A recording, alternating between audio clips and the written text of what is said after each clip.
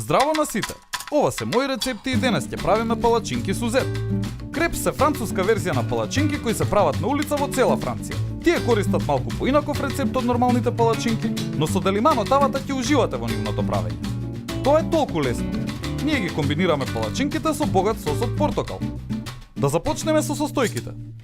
Ќе ви треба 3 портокали, 1 лимон, 130 мл млеко, 55 грама путер, 1 јајце, 1 супена лажица шеќер, 55 грама брашно, 3 супени лажици бренди и четвртина кафена лажица сол. Просејте го брашното и солта заедно. Сењето на брашното од поголема височина подоцна го прави тестото полесно и му дава поголем волумен. Направете дупка во средината од брашното и ставете едно јајце пред да измешате смесата. Започнете да истурате помалку млеко. Не грижете се многу за грудките, зашто подоцна ќе исчезнат.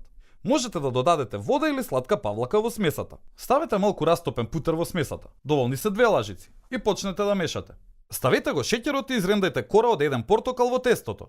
Сакаме да го внесеме вкусот на портокалот и во тестото, исто како во сосот. Палачинките се сега спремни за пржење. Загрејте делимано тавата за палачинки на висок оган и погледнете колку лесно се прави една палачинка.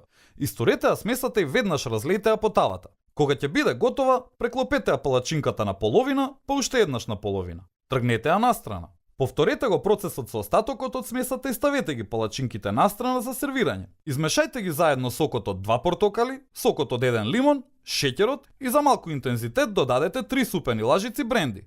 Стопете малку путер во тавата на среден оган и сипете го сосот во тавата. Оставете ја тавата на оган додека приближно половина од течноста не испари. Време е за сервирање. Едноставно, со лажица прелите ги палачинките со сос и додадете парчиња портокал како гарнир.